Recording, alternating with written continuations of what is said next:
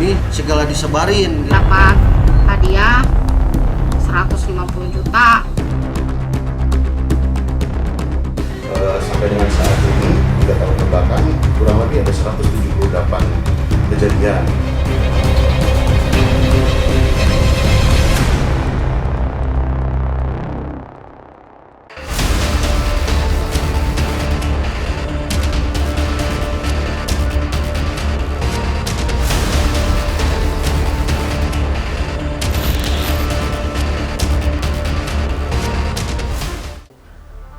Karena masih amatiran, aksi penipu keburu terendus oleh warganet.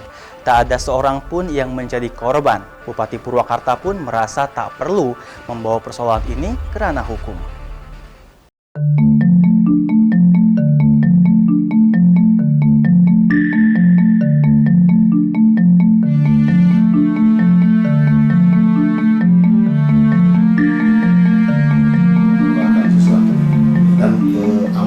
Bupati sendiri belum pernah melaporkan ke sini secara tertulis. Terkait dengan pengaduan, saya pernah monitoring juga terkait pengaduan yang mengatasnamakan Bupati Purwakarta. Itu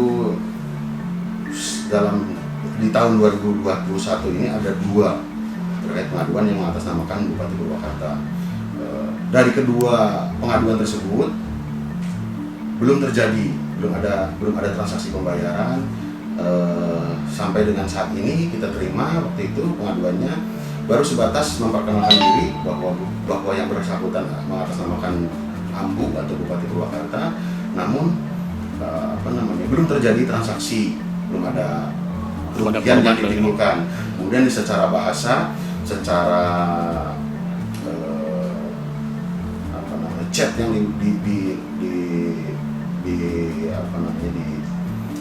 chat yang ditulis oleh orang tersebut itu belum ada menjatuhkan nama baik Bupati Purwakarta. Sampai dengan saat ini keburu terlanjur ada pengaduan ke kami lakukan tindakan dan belum ada yang bisa dilaporkan. Hanya menggunakan foto profil beliau sampai ke sana.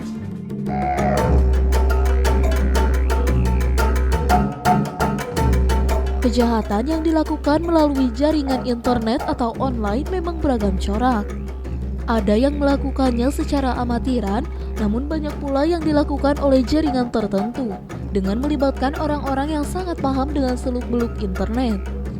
Modus operandi yang dijalankannya pun sangat beragam. Jika lengah, bisa saja kita menjadi salah satu korban. Misalnya saat tiba-tiba kita menerima pesan yang berisi bahwa kita mendapat hadiah berupa uang atau mobil dari perusahaan tertentu. Ujung-ujungnya tanpa sadar kita dituntun oleh pelaku agar menyerahkan uang kepadanya. Penipuan dengan modus jual beli online belakangan ini marak pula. Misalnya seseorang membeli speaker di toko online ternama. Yang diterimanya di rumah hanya sebuah batu bata, padahal uang sudah kadung ditransfer. Dengan demikian, ini berarti berbelanja di toko online terpercaya pun tak menjamin kita terbebas dari penipuan. Harus ada regulasi yang lebih tegas dari pemerintah untuk memastikan masyarakat agar terbebas dari aksi tipu-tipu ini. Kalau misalkan terkait dengan berita hoax, pengancaman, itu bermacam-macam. Ada yang musuh pribadi, ada yang punya kepentingan satu golongan atau tertentu. Kemudian kalau yang tipu online ini dia modusnya ekonomi. Nah, yang tipu online ini banyak cara yang digunakan oleh si pelaku, diantaranya menjual barang dengan harga di bawah pasaran. Kemudian ada lagi yang melakukan dengan modus hadiah, bermacam-macam lah. Yang semuanya itu terkait dengan modusnya ke arah ekonomi.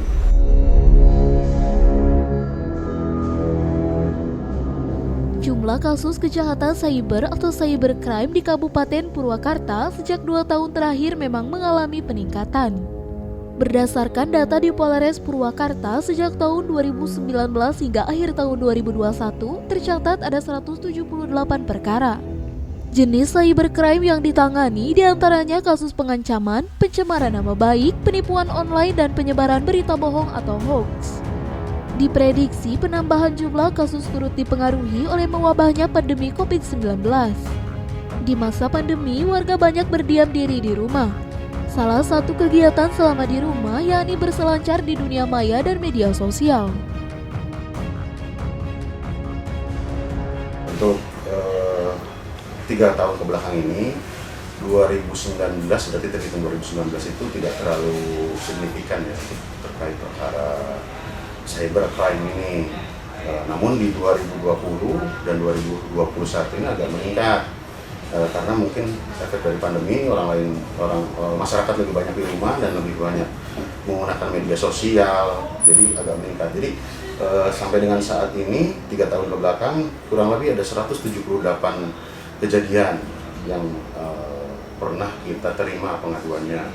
Nah, terkait dengan pengancaman, pencemaran nama baik, kemudian bukan hanya yang bisa dipidana melalui Undang-Undang ITE saja, namun kejahatan di dunia maya ini kami ada juga yang kami terapkan dengan menggunakan undang-undang yang lainnya, seperti ada kita menangani penjualan obat COVID yang tidak berizin melalui media sosial. Namun kita tidak bisa menerapkan undang-undang ITE, tapi kita terapkan undang-undang lain seperti undang-undang kesehatan dan undang-undang perlindungan konsumen.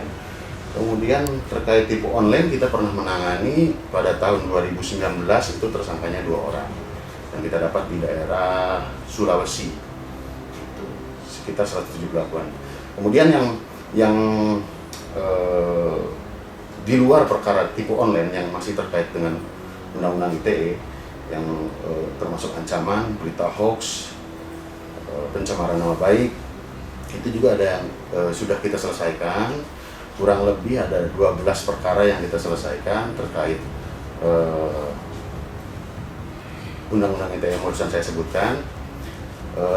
Kita lakukan langkah-langkah pertama restorasi justice, kemudian terkait dengan penyelesaian perkara pencemaran nama baik, terus berita hoax itu ada petunjuk dari surat keputusan bersama antara Kapolri, Kejaksaan Agung, kemudian dengan Menkominfo. Nah, untuk pasal-pasal ITE yang diterapkan, kita harus laksanakan mediasi, dan ada beberapa yang dilaksanakan mediasi dan berhasil. Karena banyak yang menganggap bahwa undang-undang ITE ini tanda kutip pasal karet. Kita menghindari itu, kemudian artinya pada saat kita menerapkan undang-undang ITE ini kita harus benar-benar mutlak, jangan sampai salah. Kita juga menggunakan bantuan teknis dari ahli ITE, ahli pidana, dan ahli bahasa. Pada tahun 2019 silam, polisi pihaknya mengamankan 2 orang pelaku. Para pelaku cybercrime tak hanya dijerat dengan Undang-Undang ITE, pelaku juga bisa dijerat dengan Undang-Undang Kesehatan, serta Undang-Undang Perlindungan Konsumen, seperti halnya kepada para penjual obat COVID-19 di medsos yang tidak berizin. Bagaimana seharusnya kita berselancar di medsos agar tak menjadi korban penipuan, atau agar kita tak terjebak menjadi seorang pelaku yang secara tidak sengaja mencemarkan nama baik. Singkap segera kembali.